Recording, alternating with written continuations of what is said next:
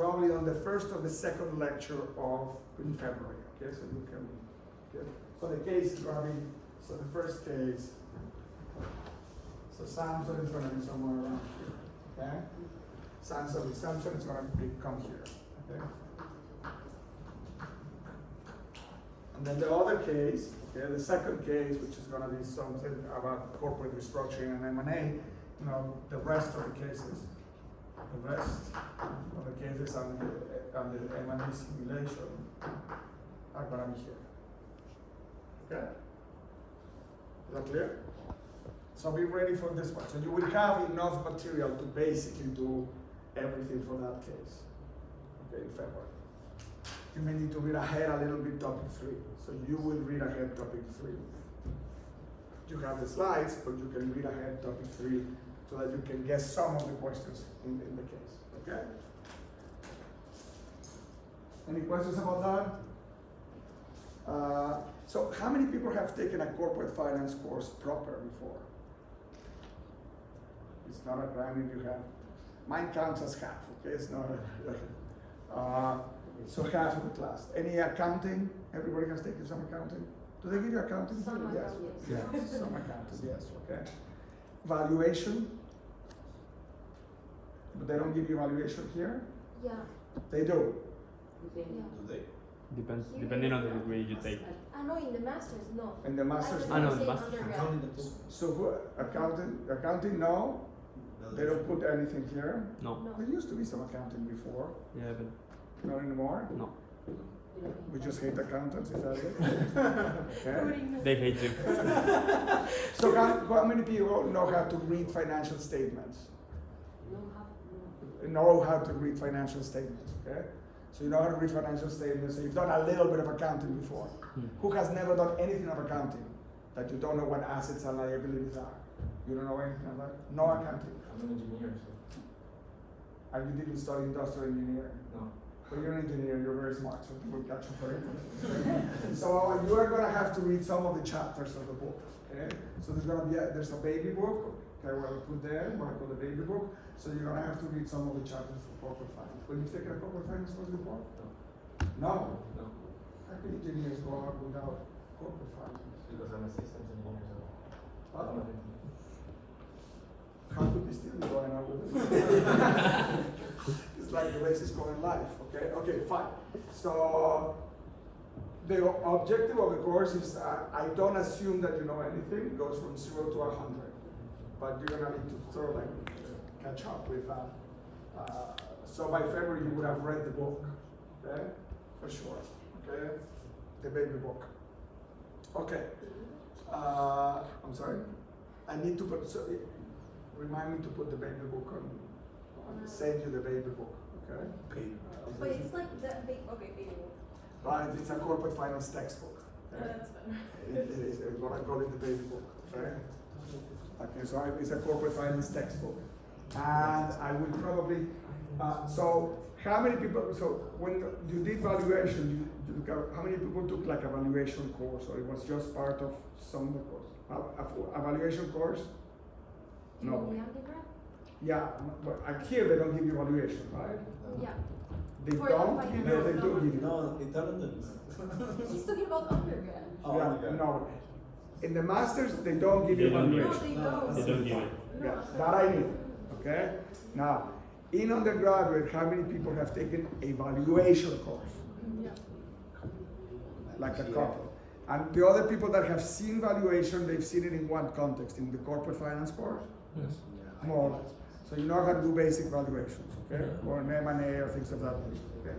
So I may, okay, it sounds like it's a little weak. So I may blow up the valuation part a little bit more, particularly considering the earning manager, okay? And you guys don't really have a valuation. So I may blow up the valuation part a little more to make sure that we cover it well, so that when you go out, I mean, the big problem that you have is if you want to go into the corporate or banking sector or something like that, or want to make some interviews later, and you don't know how to do valuation, you get killed. You just get killed. Okay? So I may blow up this a little more. Okay? Fine. I may add a few more lectures, readings there. Okay, and I definitely we are probably going I make another handout. I'll add another handout which takes us to the basics of that. Okay? So we'll do some baby evaluation also as well. Before we get into like real serious valuations, like Nelson Baker's product, which is a case that I will leave you parts of the case to be done before, okay, but you're not gonna present, okay, not everything, okay? So that's gonna be another case that's gonna happen here. Okay, so I think that Nelson will have me here, and he will have me here, definitely. Okay, well the other is winter lectures. Okay. And in the spring lectures we will do corporate restructuring. So in general we're gonna now we know about capital structure, and we're gonna do corporate restructuring. Corporate restructuring is it's anything that the firm does to its operations, which is also tends to be linked to the capital structure, because typically you restructure your operation with some changes in capital structure, some changes in infusion, capital infusion, okay? And then we're gonna do M&A, okay? That's what we're gonna do the simulation, okay? Okay, so that's, M&A is the largest corporate restructuring measure that's taken today. Okay, so we'll talk about that. Okay, this is another case, which will be PayPal will probably be presented here. So PayPal is very likely to be here. Okay, so PayPal and which eBay and PayPal is going to be a spin-off of PayPal. That's going to be there. Okay, and then I close. And then the final exam, as I said, is going to be some 72 hour, and you need to turn in your PowerPoint, blah blah blah, just like you did the other one, and so on. Is that clear? Any questions about anything logistics? No? Okay. So you send this thing, so you have it. There's this typo about when the Samsung case is due. Okay. Well then that should be it. Okay. So why don't I get started? Okay. Okay. So let me try to tell you a little bit more of what we're going to be doing. Okay. So we're going to try to understand the behavior of firms. Okay. And this is precisely what people were trying to understand back in the 1950s and the 1960s. Okay. So before the 1950s and the 1960s. Corporate finance as a field, and finance as a field was really very disorganized. Okay, and people did not know how to think what was the optimal policy of the firm in various aspects. Okay, now firms basically do three things. Okay, they raise capital, so it's the capital raising function. Okay, so there's going to be all of these issues and topics about what kind of capital you can raise. Does it matter? Does it not? Under what conditions? If we live in a asymmetric information world, how is the optimal way to raise capital? If it's agency, does that impact the way we raise capital, and so on and so forth, okay? Do we care about the financial market efficiency when we raise capital, or when we buy back shares? All of that's gonna be affecting the capital structure choice, okay? So it's the capital structure choice. Once you raise capital, then the second set of questions, so people had no clue about this question in the 1950s, and was very disturbing because you could not advise firms to tell what should I do, which one should I do. There was no integral model, okay, framework that allowed us to choose about capital structure in some coherent way, okay? The second way, the second thing that the firm does is it uses all of its capital and obviously invests the capital, okay, puts it to work, okay? So the idea is, does it really matter how you deploy, okay, your capital? So this is the capital budgeting question. Okay, so the capital budgeting question is, does it matter, how you deploy it, how you move it, the form of your operation? So that's going to be corporate restructuring. Okay, so that's a second set of questions. And there was, again, depending on which world you think we live in, or the inefficiencies in capital markets, okay, or the models, or the micro models that you're thinking about of those that are in power versus those that are not in power in the firm, that's going to affect the investment choice. okay? So the investment choice may be governed by the will of the shareholders, and in fact, they may end up hurting terribly the debt holders, okay? Because let's say that you sell the best asset, then the debt holders thought that they had good collateral, you sold the asset, now the collateral is gone, so boom, you have immediately impacted the other capital providers of the firm. So these choices, the second choice is incredibly important and very difficult, and we have no clue about it, okay?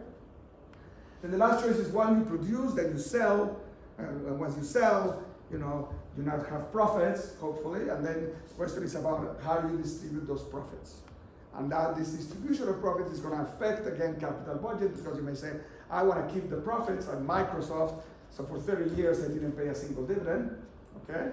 Or maybe I want to pay dividends, okay? And obviously, you need to take account that those investors that need to be paid ahead of the other ones. So there's priorities, okay? So debt holders are a priority, okay? And then whatever is left, okay, the residues, that's what's equal to the dividends. So this is why equity, why we're gonna call it a residual claim. It's a claim that eats the residues of whatever the debt holders have left, okay? And that's going to be very important, okay? Obviously, all of these investors would have ways to protect themselves, okay? So they can go to court when they get abused, okay? Or they can try to sue you, and the creditors can basically go to bankruptcy. So we'll talk a little bit about bankruptcy too, okay? So those are possible solutions, and the firm needs to be aware of that. But there was no knowledge about when should we go to bankruptcy. Should we push the firm into it? Is that going to destroy the firm, or is it going to be better? And who's going to get what? So all of that, no clue. Okay? So that was in the 1950s and the 1960s. Okay? And then, so the Miller and Modigliani work, okay? The two Nobel Prizes of Miller and Modigliani work come, okay? And then they set up the frame. Okay? So I'm going to develop that framework of development. This framework of development, as we will see, made very strong theoretical assumptions, okay, that involve the functioning of the markets, the quality of information in the market, and moral hazard assumptions, basically, okay.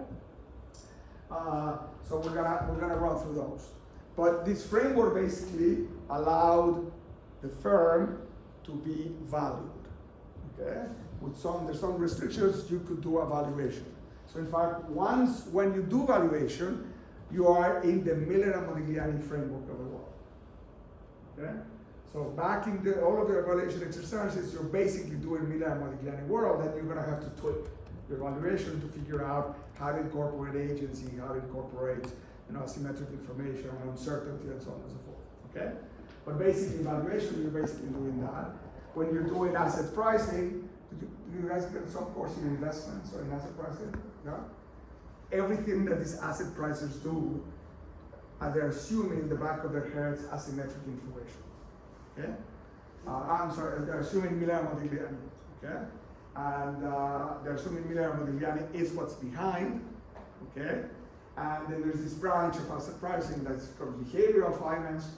Okay? In behavioral finance, we say not everybody's acting rational, the market's may not be wrong all the time, there may be some biases and so on and so forth. The classic asset pricing. Okay? So whatever all the traders do, they're always thinking about Miller and Modigliani fact. So it has today, it has only a lot of impact because it's a consistent simplification that allows you to go very, very far away. Okay? But obviously it's not perfect. Okay? So then finance broke up into like investments and asset prices and in corporate finance. So the investments and asset prices guys, which is not my topic. Okay? So these guys started to study, we're going to price us. Now that we've priced the firm, we know how to price the parts of the firm. So the firm is a node of contracts that have value. Okay? So the contracts are going to be either equity contracts or debt contracts. Okay, so that I know the value of the pizza, then I can figure out the value of the slices of the pizza. Okay, so as a price, I'm going to go and try to value the equity slice. Okay? Is that clear? And then that takes off, okay, and then they start saying, well, you know, the value may be, how we get to the value may depend on how efficient, okay, financial markets are, and the information financial markets receive, and that's where you have all of these fun arguments about the efficiency of capital markets and so on and so forth, okay, which I hope you see in another course. It's not my course, okay. So this is where we come on. Maybe you've heard this in finance. This is like other markets. Strong efficient, semi-efficient, or weak efficient, okay? Depending on how quickly and how correctly they incorporate information. Okay? That's going to be on that side. And then it derives into option pricing and so on and so forth. Okay? And then the last evolution is in the last 20 years, just like corporate finance has evolved in an international context, that asset pricing has been evolving into behavioral finance, more like 35 years. Okay? So it's people observe that there's as a pattern on biases on investors in markets. People try to understand, okay, this pattern in a systematic way, and they figure out that investors behave in funny ways, okay, and that impacts the value of shares, and that determines a lot of, you know, your trading gains, for example. Because if you identify a bias, you know that this guy's going to make always this mistake, where that tells you exactly how you should trade. Okay, but that's not my course. Okay? So then I'm going to focus on the other half of finance, which is the corporate finance part, which is the firm. The firm is the anchor. It interacts with financial markets, and it is going to need to take care of financial markets, but okay, it's more like, you know, how does the firm interact with financial markets and with different kinds of investors, okay? Okay. So that's more or less what we're going to do. Okay, we're going to try to analyze this part. Now in this part, then corporate finance takes off, okay, and starts to deal with the assumptions trying to get rid of the assumptions that Miller and Modigliani made to see what impact these assumptions have on value. And if the policies, okay, that were the prescription of how the firm should behave, Miller and Modigliani will tell you the firm should choose such and such capital structure, or not choose a capital structure, it doesn't matter, okay? Or, you know, should take this dividend policy, or it doesn't matter, or should take this investment policy, or it doesn't matter, okay? So they would say, what about if I change this assumption? Does that prescription change? Okay? So does capital structure then matter? Okay, so people started to, in 1960s and 1970s, what people do is they start to get rid of the easiest one, which was this world of no taxes. So Miller and Modigliani took out, and you'll see in your readings, there's taxes and no taxes. Okay, they start by saying, I don't want to deal with, you know, taxes. I'm going to take that into consideration. Okay, let's see how that impacts. Okay, then we move into sort of like the Stiglitz generation. Okay, which is the world of asymmetric information. Okay, and at that time, it's when asset pricing is also trying to figure out strong efficiency or not strong efficiency. So the 70s and the 80s people are obsessed with information. Okay, symmetry of information, and how that impacts decision making. And then in the last more recent decades, in the beginning in the late 1980s and all throughout the 90s, is the agency decades. Okay, so people now worry about moral hazard. Okay, and then, you know, how does that change? And in the last 25 years, people say, okay, now let's take everything, let's get rid of the assumption that all firms behave the same way, because they don't. Okay, and it's gonna the firm is gonna behave according to the set of rules and regulations and institutions on its face. Firms are gonna adapt. Okay, so if you think about the Stiglitz, you know, the Stiglitz part. So this is where he copies now from the institutions. That's not his first generation. So now he's putting in his second generation. Okay, so he's taking on that, you know, for another purpose, which is not corporate finance, but that's kind of the behavior. People say, no, institutions are going to matter. And that's last year's Nobel Prize. Okay? So about the second Nobel Prize in institutions. Okay? So institutions are going to matter, they're going to affect the way people choose their capital structure, the way people choose their payout policy, and the way people invest and restructure the assets of the firm. Okay? So it's like, so the part of course that we're going to deal with is going to be We're gonna think that we're gonna take an international framework, okay, so we're gonna do international, and then we're gonna be saying what happens with moral hazard, okay, in an international framework. Any questions? No? Okay, so that's all we're gonna do. We're gonna ask what firms do, and I'm gonna show you how they behave, and then we're gonna learn how to value them too, okay? So we're gonna have a big component of valuation, which, you know, I think it's kind of important once you get out of a master's, okay? Fine. Good? Okay. So we finished at 3, right? Okay. Do you need a break? You have 2-hour class? No, right? Okay, why don't I give you a 5-minute break now, and then I'll start with the handouts. Okay? Yep. So you have like a 5-minute break, okay? Okay, let's do magnanimous. Give you a 7-minute break, okay? So it's 1:53, you can get a water break, okay? And then I'll start at 2 on the handout, and then I'll let you go, okay? Great. This is a good time.